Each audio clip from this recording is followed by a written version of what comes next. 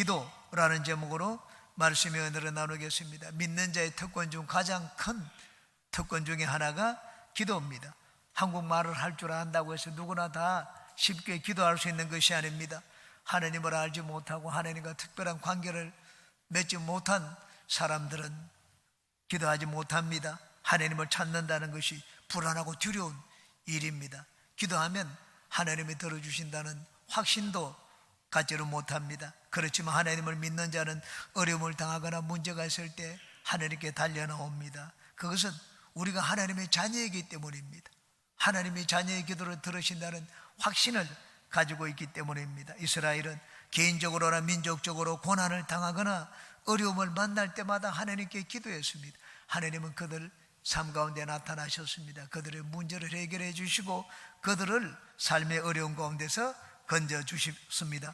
기도는 나와 하나님 사이에 어떤 역할을 합니까? 나와 하나님과의 관계에서 기도의 의미는 무엇입니까? 오늘은 여기에 대해서 같이 살펴보고 은혜를 나누겠습니다. 세 가지를 말씀드립니다. 첫째, 기도를 통하여 우리는 하나님을 체험적으로 알게 됩니다. 한번 따라해 주시기 바랍니다. 기도를 통하여 하나님을 체험적으로 알게 된다. 오늘 우리가 주님 앞에 나온 것은 하나님을 알기 때문입니다. 그런데 우리는 습관적으로 형식적으로 하나님을 찾는 경우도 많습니다. 예배를 드리지만 늘 하던 대로 예배를 드리는 경우도 많습니다. 형식적으로 기도합니다. 그런데 우리가 하나님을 피부로 느끼고 생생하게 체험하기 위해서는 간절한 마음으로 기도해야 됩니다. 기도 없이 아는 하나님은 형식적인 하나님입니다. 종교적인 하나님입니다. 그냥 머리로만 하는 하나님, 지식적인 하나님입니다. 우리가 하나님을 찾고 하나님께 기도하는 것은 물론 하나님을 알기 때문입니다. 그러나 기도를 통하여 아는 하나님은 우리가 보통 일상적으로 아는 하나님과는 차원이 다른 하나님입니다. 기도를 통하여 우리는 하나님을 체험적으로 알게 됩니다. 머리로 알던 하나님을 가슴으로 알게 됩니다. 기도가 무엇입니까? 기도는 하나님을 올바로 아는 길입니다. 기도는 하나님을 내 마음에 새기는 방법입니다. 그러므로 하나님께서 우리에게 하나님을 나타내실 때 항상 우리에게 먼저 기도하게 만드십니다. 기도를 통하여 하나님은 내 삶에 들어오셔서 내 삶을 간섭하시고 다스려 주십니다. 애굽에서 이스라엘은 하나님을 섬겼습니다. 그런데 애굽에서 이스라엘이 섬기던 하나님은 머리에 하나님이었습니다. 조상 때부터 섬겨오던 하나님을 그들은 습관적으로 그냥 제사를 통하여 의식적으로 섬겼습니다. 하나님의 살아계심을 그들의 삶 가운데 역사 가운데 생생하게 체험하지를 못했습니다.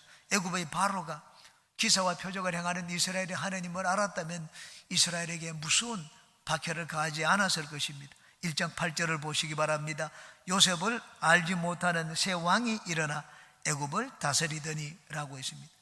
요셉을 알지 못했다는 말은 요셉이 섬겼던 하나님을 알지 못했다는 말입니다. 이것을 뒤집어서 말하면 요셉에게 나타난 그런 하나님의 역사가 지금 이스라엘 가운데는 나타나지 않았다는 말입니다. 요셉을 몰랐다는 말은 기사와 표적 놀라운 일을 행하시는 하나님을 바로가 몰랐다는 말입니다. 바로만 모른 것이 아닙니다. 이스라엘도 몰랐습니다. 바로가 이스라엘을 무섭게 박해한 것은 이스라엘의 하나님에 대한 두려움이 없었기 때문입니다. 이스라엘 역시 놀라운 하나님을 바로에게 보여줄 자가 없었습니다. 이스라엘은 하나님을 섬겼지만 형식적으로 그냥 제사를 통하여 의식적으로만 하나님을 섬기고 있었습니다. 하나님을 알고 섬기되 그냥 지식적으로, 형식적으로, 종교적으로 하나님을 섬겼습니다. 우리도 마찬가지입니다. 오늘도 우리는 주님께 나왔습니다. 그런데 이 가운데 어떤 분들은 하나님께 나오되 그냥 형식적으로, 그냥 습관적으로 부모를 따라서 그렇게 주님께 나와서 하나님을 예배하는 자들도 없지 않을 것입니다. 그런데 우리가 기도하면 우리는 하나님을 평소에 아는 하나님, 일상적으로 알던 습관적으로 알던 그런 하나님과는 전혀 새롭게 하나님을 알게 됩니다. 머리로만 알던 하나님을 이제는 가슴으로 알게 됩니다. 사도행전 18장에 보면 에베소의 아볼로와 고린도의 아볼로가 대조적으로 비교되어서 나옵니다. 에베소에서 아볼로는 지식적으로 예수님을 알던 아볼로였습니다. 사도행전 18장 25절입니다. 그가 일찍이 주의 도를 배워 열심으로 예수께 관한 것을 자세히 말하며 가르치나 요한의 친님은 알따름이라. 아볼로는 예수님에 대해서 알았습니다. 어떻게 알았습니까? 배워가지고 알았습니다. 예수님을 실제로 만나지를 못했습니다. 그를 통해 가지고, 다른 사람의 말을 통해 가지고 예수님을 알았습니다. 예수님을 가르치는데 자기가 맞는 예수님을 전하지 않고 예수님에 관해서 가르쳤습니다. 아볼로는 예수님을 알 때 머리로만 알았습니다. 지식적으로 알았습니다. 그런 아볼로를 보고 있다가 브리스길라와 아굴로와 부부가 자기 집으로 데리고 갔습니다. 그리고는 예수님이 누구신지에 대해서 아주 자세하게 가르쳐 주었습니다. 그리고 예수님을 믿으면 성령의 침례를 받는다는 걸 가르쳐 주었습니다. 그들에게 아볼로가 성령의 침례를 받도록 기도했습니다. 아볼로가 성령의 침례를 받았습니다. 이전에 알던 예수님과 전혀 다른 방식으로 예수님을 알게 되었습니다. 달라진 아볼로의 모습을 보고는 브리스길라와 아굴로 부부가 추천서를 썼습니다. 그리고는 고린도로 보내었습니다. 이 사람이 가면은 아주 귀하게 영접해 주라, 그렇게 얘기를 했습니다. 아볼로가 이제는 고린도에 가서 복음을 전하는데 에베소에서 가르치던 그런 아볼로가 아니었습니다. 사도행전 18장 27절 28절입니다. 아볼로가 아가야로 건너가고자 하므로 형제들이 그를 격려하며 제자들에게 편지를 써 영접하라 하였더니 그가 가매 은혜로 말미암아 믿은 자들에게 많은 유익을 주니 이는 성경으로서 예수는 그리스도라고 증언하여 공중 앞에서 힘있게 유대인의 말을 이기미르라. 증언하다고 했습니다. 증언하다는 말은 내가 본 것을 증거하는 것입니다. 머리의 지식이 아니라, 간접적인 지식이 아니라 내가 직접 본 것을 증거하는 것입니다. 예수님이 이제는 더 이상 이 아볼로의 머리에 있지 않았습니다. 아볼로의 가슴에 있었습니다. 이 증언하다는 말에서 영어 단어 말티어, 순교자라는 단어가 나왔습니다. 여러분, 어떻게 내가 목숨을 내놓고 증거할 수가 있습니까? 내 가슴에 확신을 하기 때문입니다. 지금 이 시간 놀라운 일을 행하시는 하나님, 이전에 내가 알지 못하고 체험하지 못했던 하나님을 전하는 길은 다른 것이 아닙니다. 성경을 연구하는 것이 아닙니다. 기도하는 것입니다. 그러므로 여러분, 한 번, 두 번 기도해서 응답이 없다고 해서 결코 포기하거나 실망하지 마시기 바랍니다. 끈질기게 기도하면 하나님이 행하시는 놀라우신 일을 우리는 체험을 하게 됩니다. 하나님이 과연 어떤 일을 행하시며 어떤 분이시며 얼마나 좋은 분이신지를 알게 됩니다. 이스라엘은 박해를 받을 때 오랫동안 기도했습니다. 탄식하며 부르짖는 기도가 하나님 보좌에 상달될 때까지 기도했습니다. 80년이 넘게 그렇게 기도했습니다. 그러자 하나님은 그들의 기도를 들으시고 구원자를 보내어서 이들을 애굽에서 이끌어 내셨습니다. 우리가 하나님을 더 깊이 새롭게 체험하기 원하면 여러분 기도하시기 바랍니다. 한두 번 한다고 포기하지 마시기 바랍니다. 하나님이 들으실 때까지, 응답하실 때까지 기도하면 여러분 하나님이 어떤 분이신지 반드시 알게 되기를 주님의 이름으로 축원합니다. 두 번째, 하나님의 뜻을 이루기 위하여 기도하게 하십니다. 한번 따라해 주시기 바랍니다. 하나님은 하나님의 뜻을 이루기 위하여 기도하게 하신다. 큰 틀 안에서 보면 내가 기도하는 것이 아니라 하나님이 시키시기 때문에 내가 기도하는 것입니다. 하나님은 우리에게 기도를 시키시는 것은 하나님의 뜻을 이루기 위해서입니다. 우리가 편안하면 하나님을 찾지 않습니다. 이스라엘도 편안할 때는 하나님을 찾지 않았습니다. 왜? 그렇게 할 필요가 없었습니다. 근데 남자아이를 낳으면 무조건 강물에 던져라. 이제는 이 보통 일이 아닙니다. 자기 자식을 죽여야 되기 때문에 보통 일이 아닙니다. 그래서 하나님께 나가서 부르짖지 않으면 안 되게 되었습니다.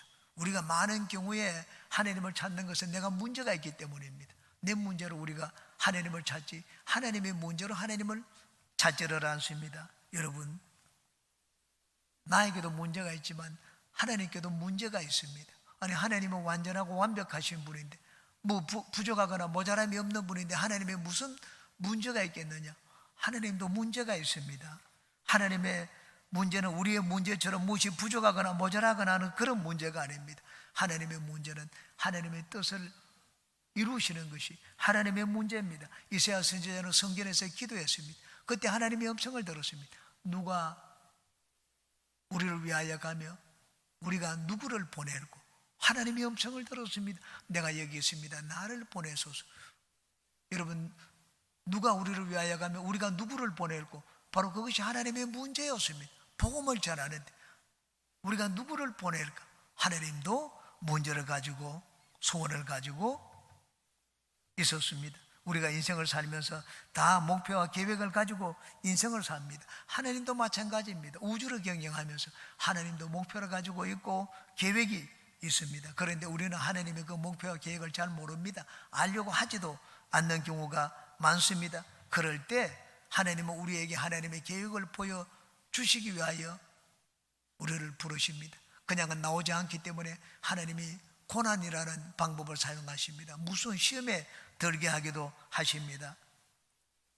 한나의 경우를 보십시오. 한나는 이스라엘을 올바로 다스리는 지도자를 세우기 원한다는 하나님의 그 뜻을 몰랐습니다. 그것은 하나님의 문제였지 한나의 문제가 아니었습니다. 한나의 문제는 자녀를 낳는 것이었습니다. 그 자녀를 낳아가지고 그냥 사람들 앞에 떳떳하게 보라, 막 나도 이렇게 아름다운 자녀가 있다 당당하게 자랑하고 싶었습니다. 그것이 바로 한나의 문제였습니다. 그런데 한나가 그 문제를 가지고 하나님께 나아가서 기도할 때마다 하나님은 들어주시지를 않았습니다.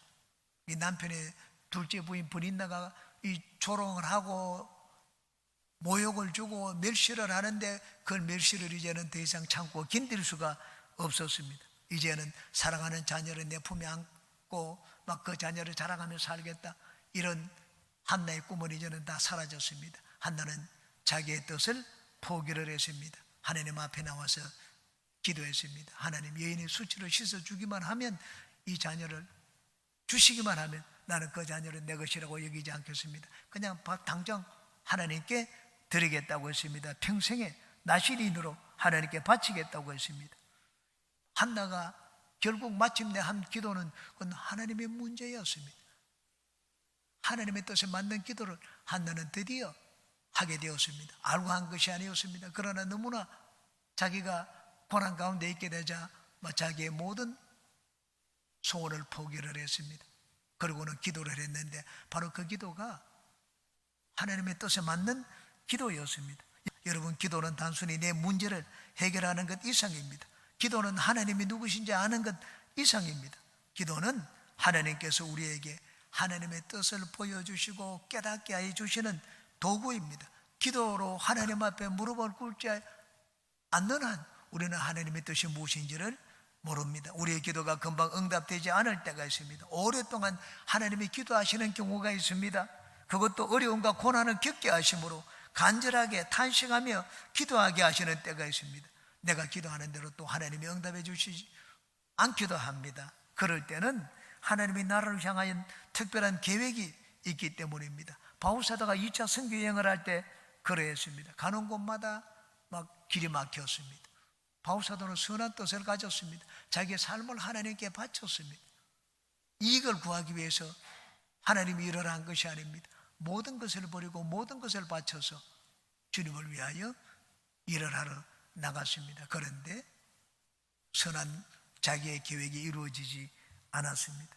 여기도 아니라고 하고 저기도 아니라고 하고 나중에 간 곳이 들어갑니다. 지중해 항구였습니다. 그곳에 가니까 하나님이 환상을 보게 하셨습니다. 저 바다 건너편에, 에게 건너편에 마게도냐 사람 하나가 서서 그냥 건너와서 우리를 도와달라고 손짓을 했습니다. 환상을 보고 난 다음에 바울사도는 하나님의 뜻을 깨달았습니다. 아, 그렇구나. 하나님이 이곳까지 오게 하신 것은 저 바다를 건너가라고 이곳까지 오게 하셨구나. 마게도냐를 건너가자. 그렇게 해서 건너갔습니다. 바울사도의 뜻은 아시아 지방을 전도하고 아시아 지방을 복음하는 것이었습니다. 하나님의 뜻은 그것이 아니었습니다. 먼저 유럽으로 건너서 유럽을 전도하고 유럽을 복음화시키는 것이었습니다. 우리의 기도가 당장 응답되지 않을 때가 있습니다. 내 주변의 어려움과 고난이 쉬이 사라지지 않을 때가 있습니다. 오랫동안 내가 눈물로 기도하고 탄식하며 기도할 때가 있습니다. 그럴 때는 내 기도의 초점을 바꾸어야 됩니다. 아, 내 뜻을 내려놓아야 됩니다. 하나님의 뜻을 물어봐야 됩니다. 하나님이 원하시는 기도가 무엇인지 살펴봐야 됩니다. 하나님의 뜻대로 내가 순종하며 살겠다고 그런 고백을 드려야 됩니다. 그러는 동안에 나는 알게 모르게 하나님의 뜻을 받아들이는 기도를 하게 됩니다. 우리가 하나님의 뜻을 받아들이는 기도를 하게 되면 내 문제는 막 그렇게 어렵던 내 문제는 쉽게 해결이 됩니다. 이스라엘 300만이 애굽에서 종살이하다 애굽에서 나온다는 것 상상이나 할 수가 있었겠습니까? 바로가 이스라엘을 내보내 주겠습니까? 그 노동력이 숫자로 돈으로 계산하면 얼마나 큰 돈입니까? 그런데 바로가 이스라엘 백성들을 내보내 주었습니다. 당장 나가라. 다시는 내 눈에 보이지 말라고 했습니다.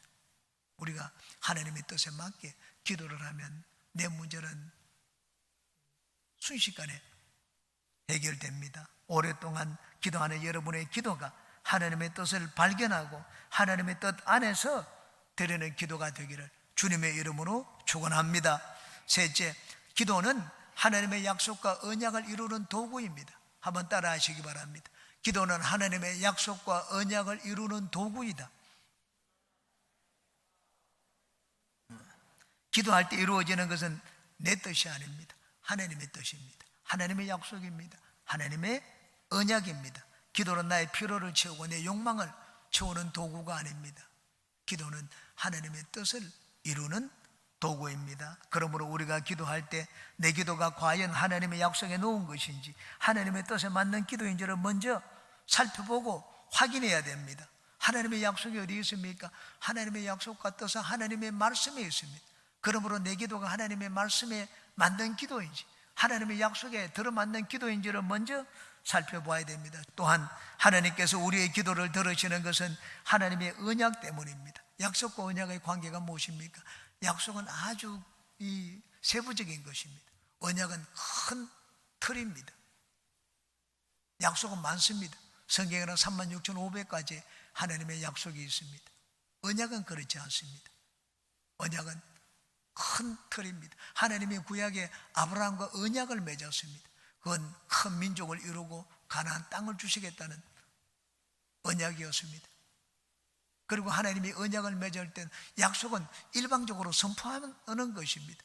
약속은 그렇지 않습니다. 약속은 쌍방에 나와서 이 계약을 하는 것입니다. 그리고 계약을 할 때 반드시 중간에 그 계약을 유효하게 만드는 이 도구가 있습니다. 계약을 유효하게 만드는 매체가 있습니다. 그것이 피입니다. 구약에서는 짐승을 잡아가지고 피를 내어서 계약을 맺었습니다. 신약에는 하나님이 예수 그리스도로 보내어서 예수 그리스도의 피로서 우리와 새 언약을 맺었습니다. 구약에 하나님이 맺으신 언약은 땅을 주시겠다는 언약이었습니다. 여기 24절과 25절에 보십시오. 하나님이 그들의 고통 소리를 들으시고 하나님이 아브라함과 이삭과 야곱에게 세운 그의 언약을 기억하사 하나님이 이스라엘 자손을 돌보셨고 하나님이 그들을 기억하셨더라. 아브라함과 맺은 언약이 어떤 언약입니까? 창세기 13장입니다. 롯이 아브라함을 떠난 후에 야훼께서 아브라함에게 이르시되 너는 눈을 들어 너 있는 곳에서 북쪽과 남쪽 그리고 동쪽과 서쪽을 바라보라. 보이는 땅을 내가 너와 내 자손에게 주리니 영원히 이르리라 말씀을 하셨습니다. 하나님이 아브라함에게 약속하신 것은 자녀를 번성하게 만들어 주시고 땅을 주시겠다는 언약이었습니다. 그 언약을 기억하셔서 하나님은 모세를 보내었습니다. 이스라엘 백성들 애굽에서 이끌어내어서 마침내 가나안 땅으로 인도하여 드렸습니다. 하나님은 구약에는 아브라함과 언약을 맺어서 땅을 주시고 민족을 이루겠다고 하셨습니다. 그런데 이제 신약 시대에는 하나님이 예수 그리스도를 보내었습니다. 그리고 피로 새 언약을 맺었습니다. 예수님의 피로 맺은 언약의 내용이 무엇입니까? 복음입니다. 구원을 주시겠다는 내용입니다. 하나님의 생명을 주시겠다는 내용입니다. 복음의 구체적인 내용이 오중복음입니다. 그러므로 이제 누구든지 예수님을 믿기만 하면 이제 우리는 하나님의 생명 영생을 얻습니다. 과거에 어떤 삶을 살고 어떤 죄를 지었느냐 하는 것은 그렇게 중요하지 않습니다. 우리가 못났을지라도 초할지라도 빈손던 그대로 있는 그대로 주님께 나아가서 예수님을 받아들이기만 하면 하나님은 우리를 받아주십니다. 또한 믿는 자에게 성령을 주시겠다고 예수님이 약속을 하셨습니다. 요한복음 7장입니다. 나를 믿는 자는 성경의 이름과 같이 그 배에서 생수의 강이 흘러나오리라.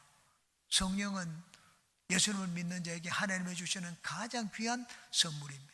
예수님을 믿기만 하면 하나님은 성령을 선물로 주신다고 약속을 하셨습니다. 또한 예수 그리스도 안에서 병고침과 건강을 얻을 수가 있습니다. 이사야 53장 5절입니다. 그가 찔림은 우리의 허물 때문이요 그가 상함은 우리의 죄악을 인함이라.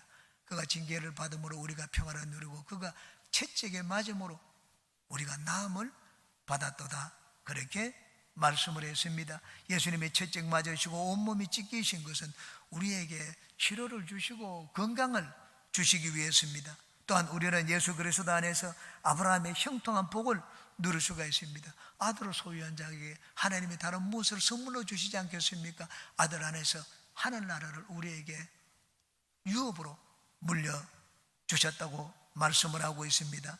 하나님은 예수님을 믿고 받아들이는 자에게 영원한 천국을 약속해 놓으셨습니다. 그러므로 우리가 하나님께 기도할 때는 예수님께서 피로 맺으신 이 새 언약을 생각해야 됩니다. 하나님도 우리 기도를 들을 때 예수님의 언약을 생각을 합니다. 여기 이스라엘의 기도를 들을 때 하나님이 아브라함과 맺은 언약을 생각한 것처럼 우리가 기도할 때 하나님은 예수 그리스도와 맺으신 피로 맺으신 새 언약을 생각하십니다. 그러므로 우리도 그냥 뜻없이 기도해서는 안 됩니다. 확신 없이 기도해서는 안 됩니다. 우리가 기도할 때 확신을 가지고 하나님이 반드시 내 기도를 들어주신다 하는 그런 확신을 가지고 기도하기 위해서는 예수 그리스도께서 피로 맺으신 새 언약을 생각해야 됩니다. 오늘도 예수님께서 우리를 부르셨습니다. 너희들은 모일 때마다 이것을 행하여 나를 기념하라고 했습니다. 우리가 모일 때마다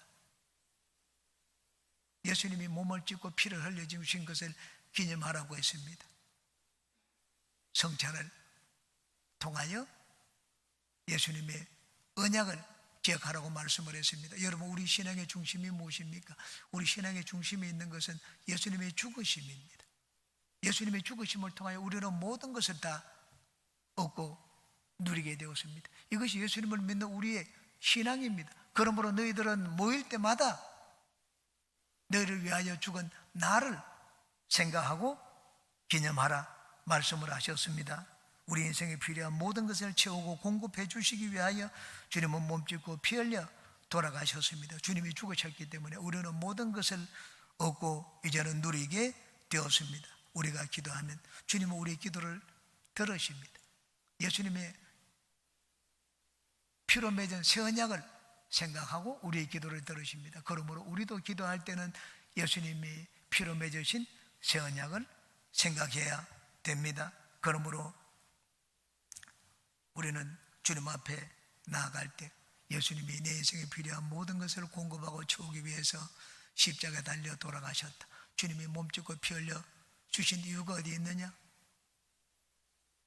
나에게 복음, 기쁜 소식을 주시기 위하여 주님께서 그렇게 하셨다 하는 것을 기억해야 됩니다. 오늘 우리는 주님의 몸과 피를 먹고 마시는 성찬 예배로 나왔습니다. 주님의 몸과 피를 먹고 마실 때 주님이 우리에게 약속하신 언약을 생각하고 기억하시기 바랍니다. 주님의 몸을 먹고 마시는 자는 생명을 얻는다고 했습니다. 병고침을 얻는다고 했습니다. 어떤 죄도 사함받는다고 했습니다. 믿음을 가지고 예수님의 약속의 말씀을 믿고 주님의 몸과 피를 먹고 마시는 우리가 되시기 바랍니다. 하나님의 약속의 말씀을 붙들고 기도하며 예수님의 십자가로 맺으신 새 언약을 믿고 기도하는 분들마다 그 영혼이 잘된 같이 범사에 잘되며 강건한 생명을 얻게 되시기를 주님의 이름으로 축원합니다.